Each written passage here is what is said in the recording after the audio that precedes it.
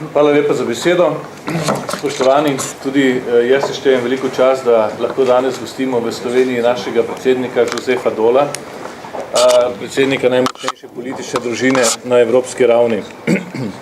Pravkar smo imeli prijeten zajtrk in klepet z našim predsednikom, ki je, kot veste, letos nadomestil gospoda Martensa na mesto predsednika stranke, še vedno pa je tudi predsednik politične skupine.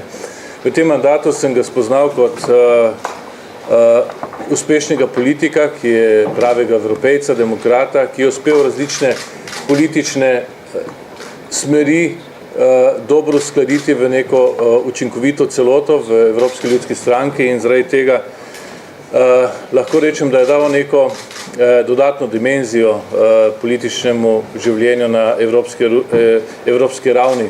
Svojo srčnostjo, empatijo do politike je zgled mnogim, vsem nam, ki smo delovali v Evropskem parlamentu. Slovenska demokratska stranka je torej na teh evropskih volitvah kot prva predstavila svoj program, tudi listo, ki je dokaj konkurenčna. Jaz sem prepričan, da bomo to njegovo podporo v nedeljo to dobro izkoristili in skupaj z sestrsko listo, ki je sestavljena iz dveh pomladnih strank, prepričljivo dobili te volitve. To je zgodovinska priložnost in z gospodom Peterletom se dobro zavedava te odgovornosti, ki jo imava ne samo pred Evropsko ljudsko stranko in predsednikom Dolom, ampak tudi pred slovenskim volilnim telesom, da to nalogo dobro opraviva do konca in dava predsedniku Dolu eno odlično darilo, to je prepričljivo zmago na slovenskem delu evropskih volitev njegove stranke. Hvala. D'abord, bonjour à toutes et à tous. Vous savez, je suis en train de faire un maximum de pays. Je ne peux pas tous les faire, mais je suis en train de faire un maximum de pays. La semaine, il y a 10 jours, j'étais à ce moment-là en Lettonie. Et c'est là que j'ai compris que l'Europe a un sens. Torej, lepo pozdravljam vse. Kot lahko vidite, trenutno sem na neki manjši turneji po evropskih državah. Pred 10 dnevi, naprimer, sem bil v Latviji, tako kot sem danes v Sloveniji, in tam sem še posebej prišel do spoznanja, da Evropa ima pomen, ima smisel. Et ce qui m'a le plus touché dans une réunion au niveau de la Lettonie, après la réunion, c'est une femme qui est venue vers moi, qui a dit Poutine va nous envahir. C'est la peur qu'ont ces gens-là.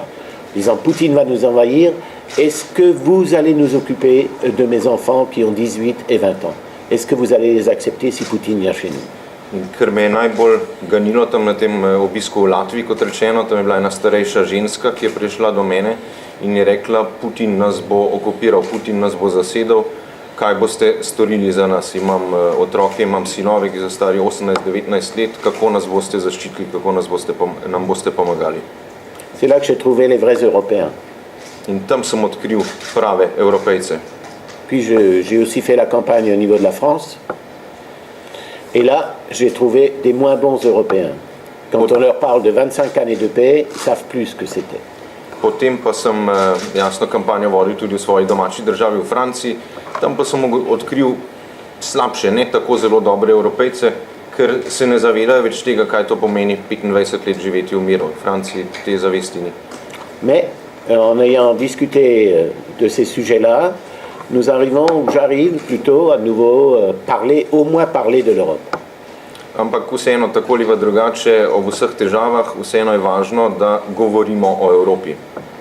Et ce qu'il faut expliquer le plus dans cette campagne, parce que dans tous les pays où je passe, et je pense que c'est la même chose en Slovénie, quand ça ne marche pas dans un pays et que le pays est mal géré, c'est à cause de l'Europe. In do česar vedno znova pridemo tukaj posod v kampanjah v vseh državah in tudi v Sloveniji, to slišimo, kadar nekaj ne gre dobro, kadar gre nekaj narobe, kadar vlade ne vodijo dobro držav, je krivec zmeraj Evropa. Et donc, je crois qu'il faut repartir sur les fondamentaux. C'est pour ça que nous avons aussi choisi notre candidat, Jean-Claude Juncker, qui est un Européen convaincu. Et il nous faut une stabilité maintenant en Europe pour que les positions du centre droit et nos valeurs ne soient pas bafouées et continuent à être respectées. C'est les valeurs qu'ont mis en place les pères de l'Europe, Schuman, Adenauer, De Gasperi et les autres. Elles sont aujourd'hui encore plus fortes au niveau de ces valeurs-là que ce que nous pensons et ce qui était le cas notamment après la guerre. In pravzaprav mi v Evropi potrebujemo predvsem stabilnost in zato sem vesel, da ima Evropska ljudska stranka kandidata, kot je Jean-Claude Juncker, ki je prepričan evropejec, ki se zauzema za te vrednote in ki bo lahko deloval tudi v duhu teh vrednot, ki so konec koncev zgradile Evropo Schumana, Adenauerja, De Gasperija, in te vrednote danes niso nič izgubile na pomenu, še kako pomembne so. Quelles sont nos vraies valeurs? Comment nous pouvons répondre à ce qui se passe dans le monde, ce qui se passe en Ukraine, ce qui se passe ailleurs?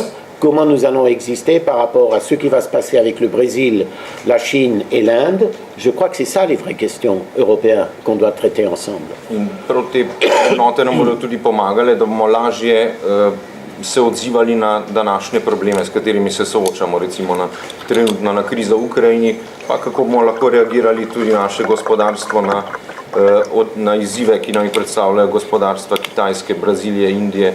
To so vprašanja in te vrednote nam bodo pri tem pomagale. Et j'ai posé la question hier en Croatie, je la poserai aujourd'hui en Slovénie. Comment nous allons travailler avec les Balkans pour avoir une zone de paix et de stabilité? Včeraj sem podobno vprašanje zastavil na Hrvaškem in danes ga bomo v Sloveniji. Kako bomo lahko sodelovali, kaj lahko naredimo, da bi na Balkanu v jugovzhodni Evropi dolgoročno zagotovili območje miru in stabilnosti. Mais pour pouvoir parler de ça, il faut qu'on remette de l'ordre à l'intérieur de nos pays. Et ça, c'est pas à cause de l'Europe que les pays sont dans une telle situation. Da pa se lahko začnemo o takšnih vprašanjih sploh pogovarjati, moramo najprej vzpostaviti red spet v naših državah in če bomo samo vse probleme zvračali na Evropo, teh problemov ne bo mogoče rešiti. Et vous savez, je suis un paysan, issu d'une famille paysanne très modeste. J'ai toujours appris une chose que j'ai toujours appliquée dans ma vie. En tant que maire, en tant que responsable, on ne peut pas dépenser plus d'argent qu'on ne gagne. C'est aussi simple que ça. Jaz sem kmet, prihajam iz skromne kmečke družine in tako sem se zmeraj v svojem delovanju zmeraj držal tega načela, da ne moramo zapraviti več, kot lahko prihranimo. Et beaucoup de gens ne savent plus ce que c'est ça. In veliko ljudi danes se žal tega načela ne zaveda več. Voilà ma mission que j'essaye de faire. J'essaye bien sûr aussi ce que je fais aujourd'hui, de soutenir les partis du centre droit pour que nous gagnions les élections dimanche prochain, pour que le président de la commission s'appelle Jean-Claude Juncker. Voilà mon objectif que je poursuis maintenant depuis 4 ans. Je vous avoue franchement, vivement dimanche prochain, les élections pour que je puisse nouveau me reposer un tout petit peu. To načelo je moje poslanstvo, kot rečeno, pa je pa moje poslanstvo tudi v tej kampanji, jasno hoditi posod okrog po Evropi, podpreti naše desnosredinske stranke, naše članice, da bi bile uspešne na teh volitvah in da bi dosegli, da bo naš kandidat Jean-Claude Juncker tudi naslednji predsednik Evropske komisije. Zato si prizadevam že te zadnja 4 leta in zato željno že pričakujem zaključek te kampanje. Et j'ai toujours, comme il l'a dit, je m'occupe toujours des petits pays. Pour moi, c'est très important. C'est très, très important. Et donc, c'est pour ça que demain matin, je serai à Chypre. Za mene so vse države so enako pomembne in posebno pozornost mislim, da je treba posvetiti tudi manjšim državam, članicam Evropske unije. Jutri se na primer odpravljam tako na Cipr. Et donc, nous avons besoin, dans la suite, de 2 dossiers très importants dans les 5 années au Parlement européen et dans les institutions européennes. C'est le dossier énergie et c'est le dossier sécurité. Sinon, nous ne sommes pas sérieux au niveau du monde, vis-à-vis que ça soit de Poutine ou de Obama.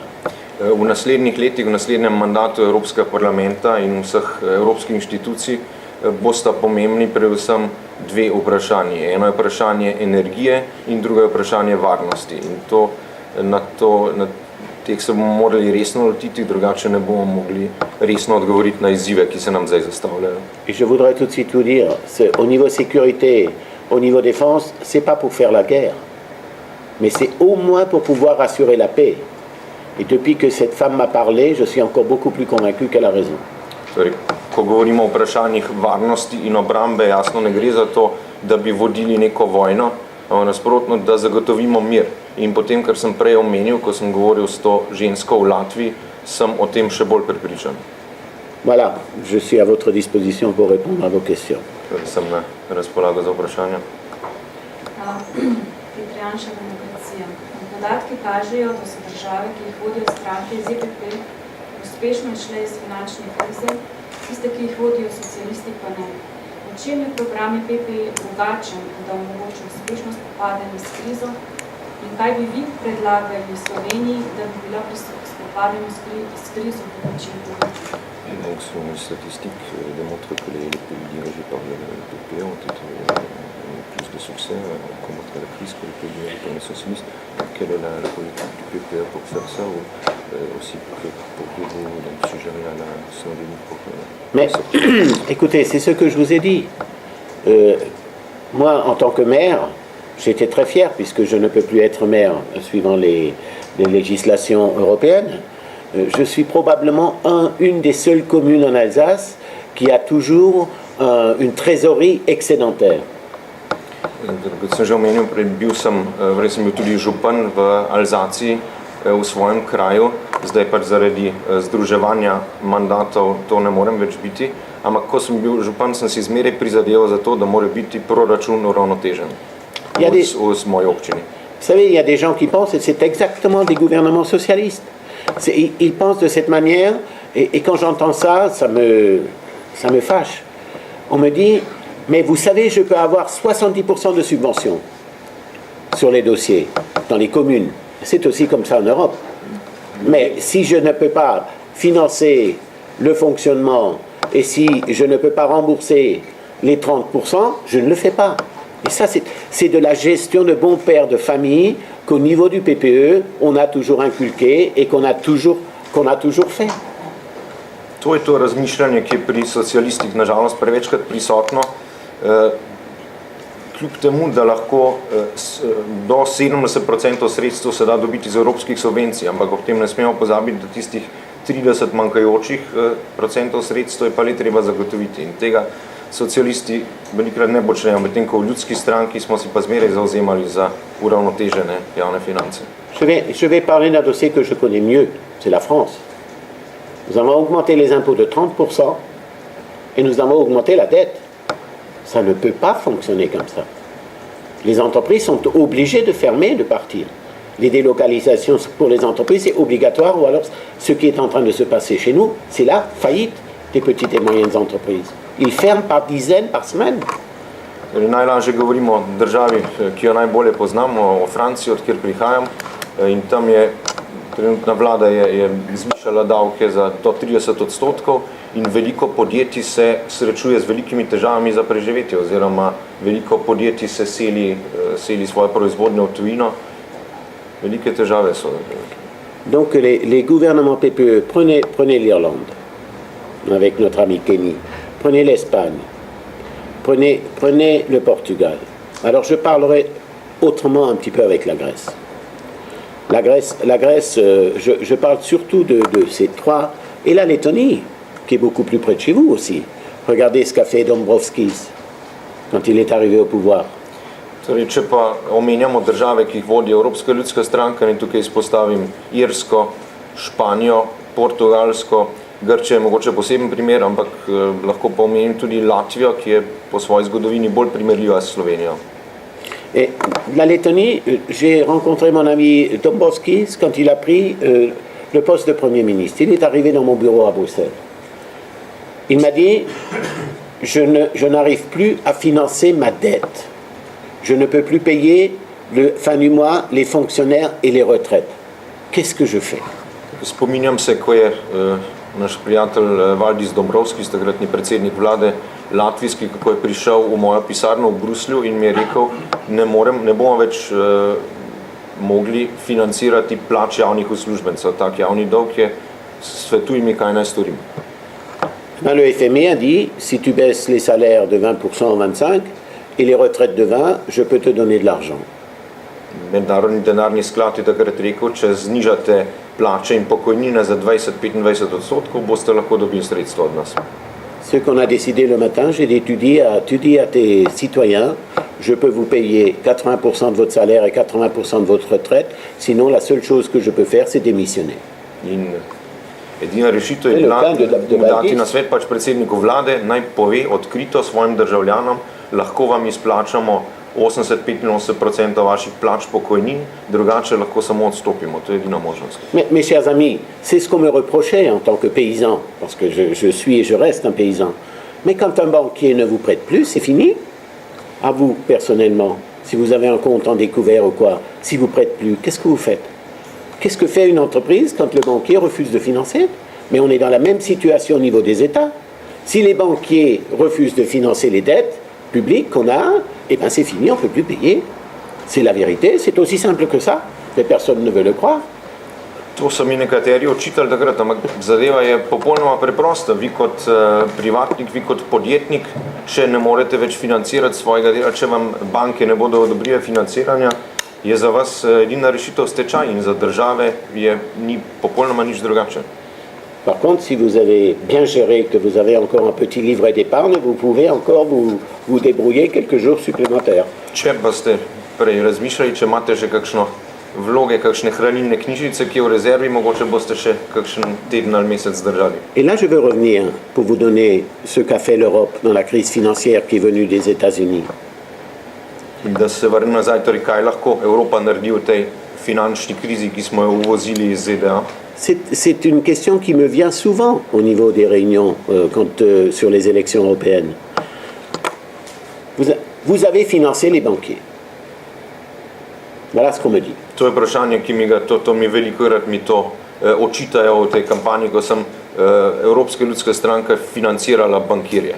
Écoutez, nous étions dans une situation difficile, c'était sous présidence française. Et quand j'avais téléphoné au président du Crédit Agricole, j'ai dit, est-ce que tu peux garantir les livrets d'épargne des gens? Il m'a répondu non.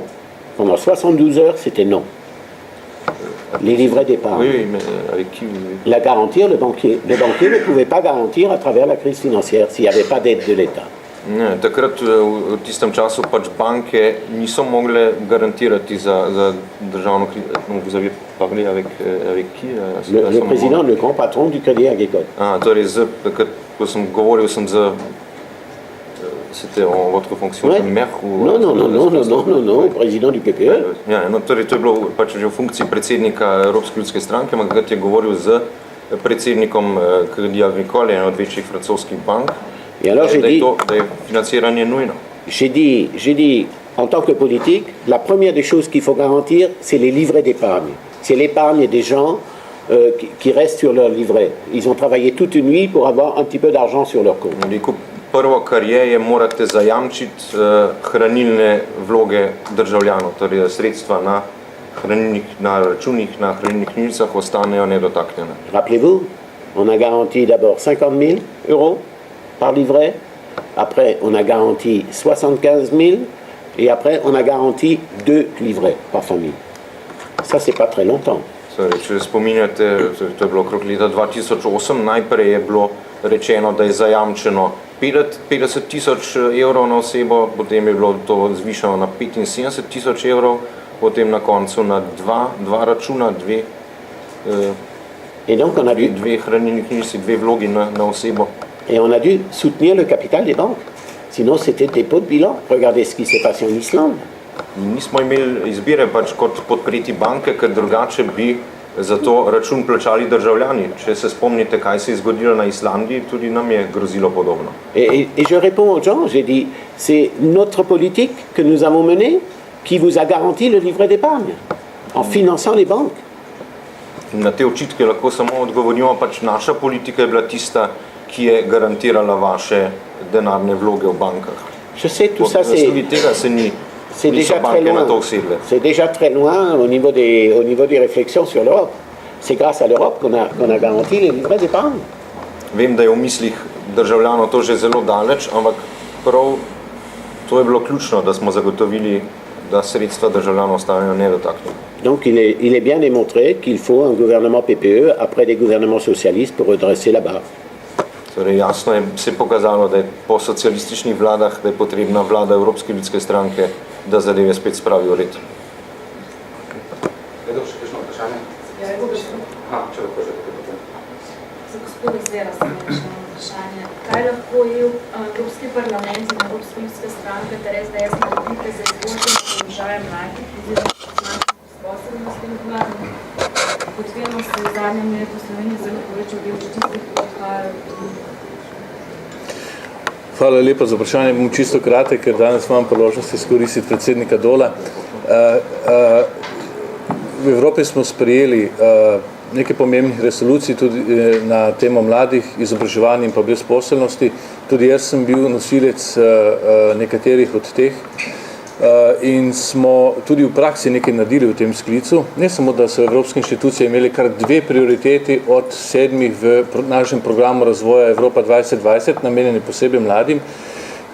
V tem sklicu smo jim tudi za novo finančno perspektivo povečali sredstva, recimo za izobraževanje, za program mobilnosti Erasmus Plus je ena redkih postavk, ki je šla 43% gor. Poleg tega smo sprejeli glede zaposlovanja dodatno shemo za mlade, kjer je sicer pomoč državam članicam, ki imajo velike težave z nezaposlenostjo mladih ali pa nezaposljivostjo mladih, ampak dolgoročno, to smo pa večkrat jasno in glasno povedali, lahko torej trajno rešimo brezposelnost mladih z boljšim šolskim sistemom in pa z reformo trga dela. Tako da tukaj so formule in programi popolnoma jasne, kaj je potrebno narediti. Vlada mora imeti pač pogum in sposobnost, da to stori. Slovenska vlada, zadnja vlada v odhajanju pač ni imela tega, saj je tudi zelo slaba pri implementaciji jamstvene sheme za mlade. Écoutez, vous avez totalement raison. La plus grande crainte, c'est l'abstention. L'abstention dans tous les pays, pas uniquement en Slovénie. Je le découvre partout, sauf peut-être dans certaines régions allemandes où ils ont les municipales en même temps que les européennes. Peut-être que là, les gens voteront un peu plus. Mais sinon, dans tous les pays, et ce n'est pas uniquement en Slovénie, c'est l'abstention. C'est les gens qui ne vont pas voter. Ça, c'est notre plus grande question et on n'a pas la réponse. J'ai dit encore dans plusieurs réunions, le rôle pour le PPE, c'est d'aller faire voter nos gens qui pensent comme nous. C'est le grand problème. C'est le grand problème, vous avez raison. Et donc, quand je suis quelque part dans un pays, quand je dis toujours, je l'ai dit hier en Croatie, j'ai dit, chaque militant qui est là, il doit ramener 10, 15 personnes aux urnes dimanche prochain. C'est l'abstention. C'est le grand problème. Et nous avons là une lacune, nous n'arrivons pas à communiquer les bienfaits de l'Europe. Tout ce qui ne va pas dans les pays, et ce n'est pas uniquement la Slovénie, c'est dans tous les pays. Tout ce qui ne va pas, c'est à cause de l'Europe, et tout ce qui va, c'est à cause des députés ou des politiques nationaux. Comment voulez-vous que les gens aiment l'Europe si pendant 5 ans, on leur parle de l'Europe uniquement dans des choses négatives? C'est notre faute. C'est notre faute à nous, au niveau de la communication. On ne peut pas revenir... Oh, excuse-moi, il faut me couper. Je suis trop passionné, excuse-moi. Il faut me couper. Ne, največji problem v Evropi, povsod v Evropi je nizka volilna udeležba. To je ključni problem povsod. In to tudi bo v vseh državah tako, razen ponekod, kjer so lokalne volitve ali kakšni drugi dogodki, tam bo mogoče to manjši problem.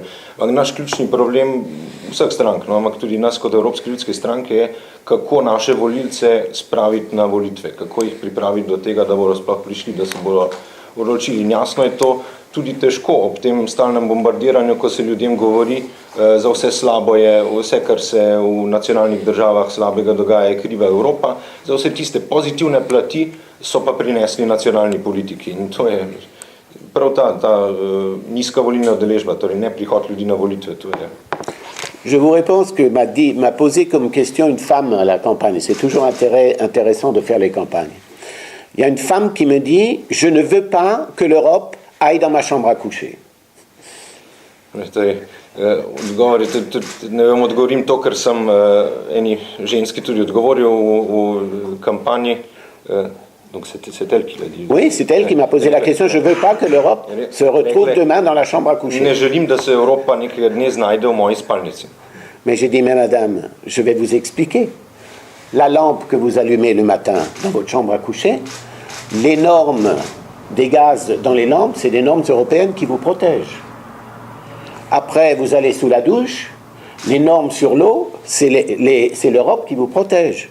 J'ai dit, vous allez prendre le petit déjeuner, la sécurité alimentaire, c'est les normes européennes qui vous protègent. J'ai dit, vous allez prendre votre voiture, les normes des gaz d'échappement, de la sécurité au niveau des voitures, c'est des normes européennes qui vous protègent. Et j'ai dit, je vous ramène dans la chambre à coucher le soir en vous protégeant.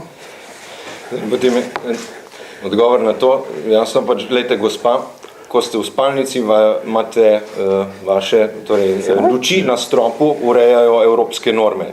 Tam vas Evropa, greste v kopalnico, se tuširati, tam je predpisi v zvezi z vodo, jih določa Evropa. Greste se odpravite k zajtrku,